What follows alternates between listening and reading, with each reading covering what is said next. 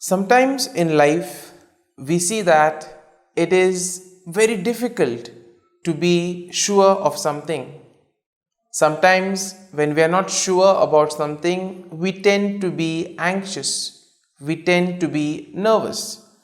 Because in today's world, we see that we want evidence, we want proof that what we are doing is correct, or we want some kind of concrete evidence that whatever we are doing will bear fruit. This is one aspect of being sure. But sometimes we see that in spite of being assured by someone that everything will be okay, still we realize that it does not make that much of a difference in our lives. We still tend to be anxious, we still tend to be nervous and afraid. Is there any difference between being sure and being assured? Well, that is something that we will discuss much later. But on the other hand, we see that when we lose something and when we don't understand something that happens in our lives, we tend to ponder, we tend to wonder, why is it happening in that direction? Sometimes we may be quite vocal about it, or other times we may just keep it in our heart and allow it to settle there. As we will hear in today's Gospel, there were many things that happened in the life of Mary. Some of the things that she did not understand, but she still continued doing what she was called to do. And therefore, in today's Gospel, we hear that it is said, Mary treasured everything in her heart. Now, what are these things that she treasured? And why is it that she pondered these things in her heart? What were these things and how did it make a difference? Well, let's find that out during today's episode of Tea Time with the Word.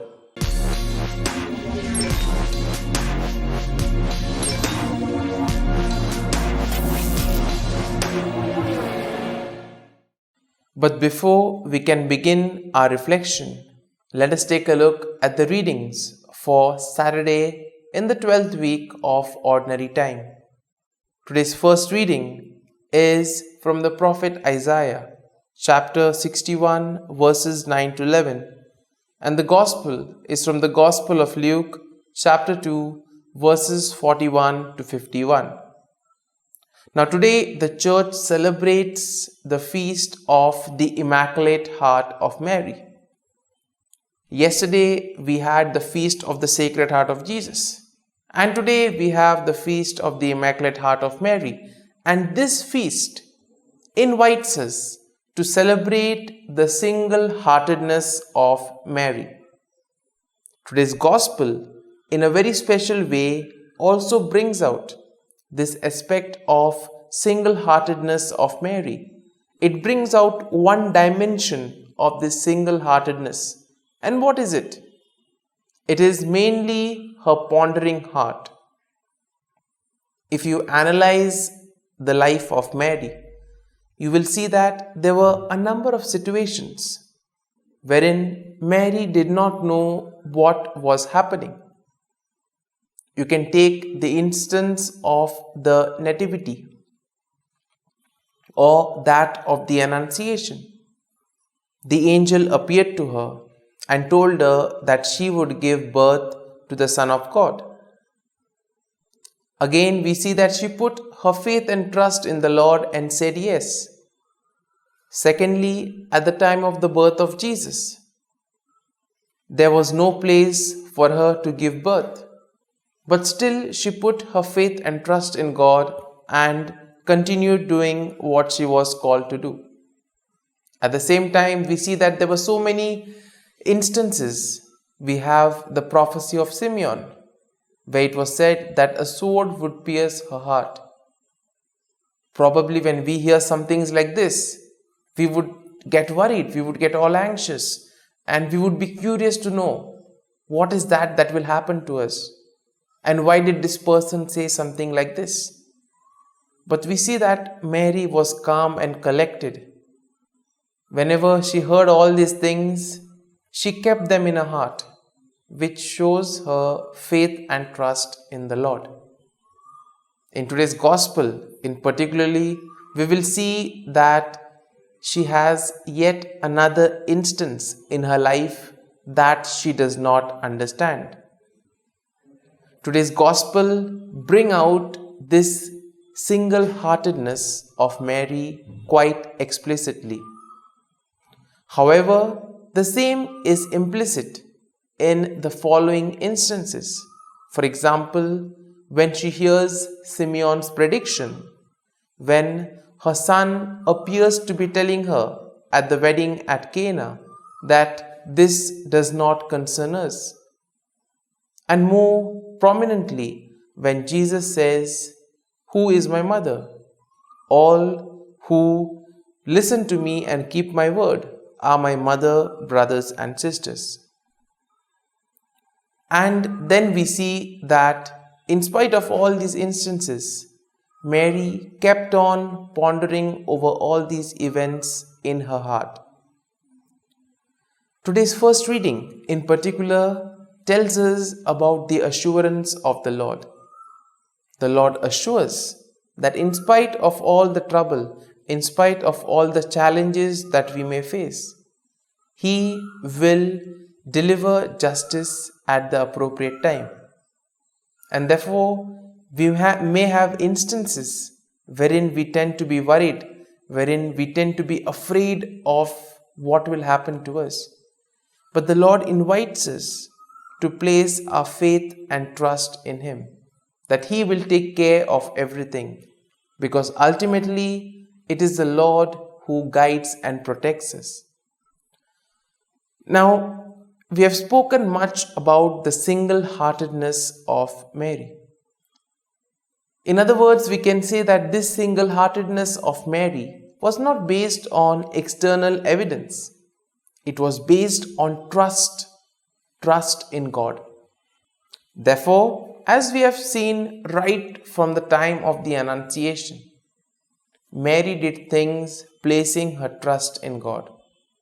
When she went to visit her cousin Elizabeth, she trusted God.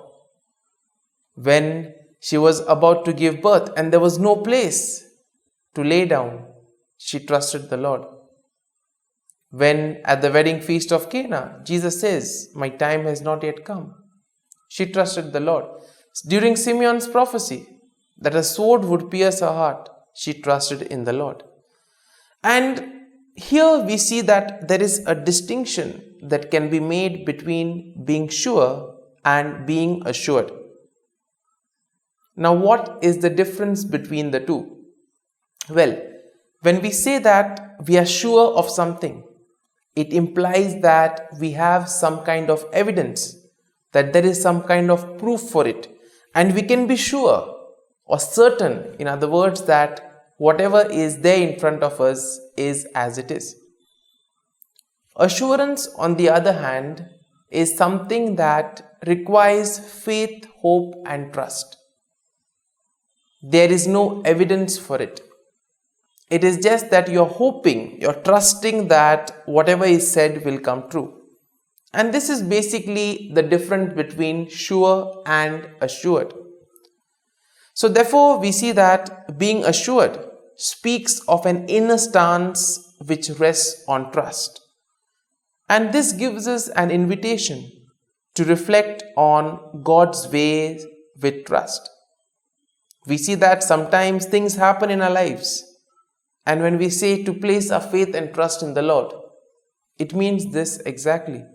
God assures us that He will help us, He will give us the grace at the appropriate time. All that is required from our part is to place our faith and trust in Him and continue to believe that He indeed will do something for us and help us. And therefore we see that when we experience some unpleasant events in our lives, the normal tendency is to lose faith. The normal tendency is to question God. Why is this happening only to us? And when we do this, it's quite evident that we show that we don't have that faith and trust. Sometimes we see that our faith and trust in the Lord is built on external successful events which happen in our lives. Our faith, our hope is based on these events. And therefore we see that when something happens, we immediately tend to crumble. Because such a faith will not last long. Rather, we need to build our relationship with God based on trust. And when we say trust, it is trusting irrespective of the circumstances, in good and bad times, just as you have in the marriage vows, in good as well as bad times, in sickness and health. Similarly, our trust in God should be like this. At all times, we need to place our faith and trust in the Lord. Mary is a perfect example of this. In spite of not knowing what was happening around, she placed her faith and trust in the Lord. And we see that she was rewarded. God gave her the grace. God gave her the understanding. And ultimately, we see that it was Mary who was the first disciple. The one who held everyone together. When all of them, after the death of Jesus, were afraid, they all gathered in the house and Mary was there with them. And probably we see that Mary was the one who was giving them the support and the strength. And this was possible because she herself trusted in the Lord. Therefore, as we reflect on the readings of today, we ask for a faith and trust like that of Mary. We ask the Lord to give us the grace so that we too may be able to place our faith and trust in Mary, and we may place our faith and trust in Him so that He may guide us, protect us, so that whatever we do may reflect His love and mercy, and above all, we may be able to create and contain a more peaceful, joyful, and merciful community around us. Amen.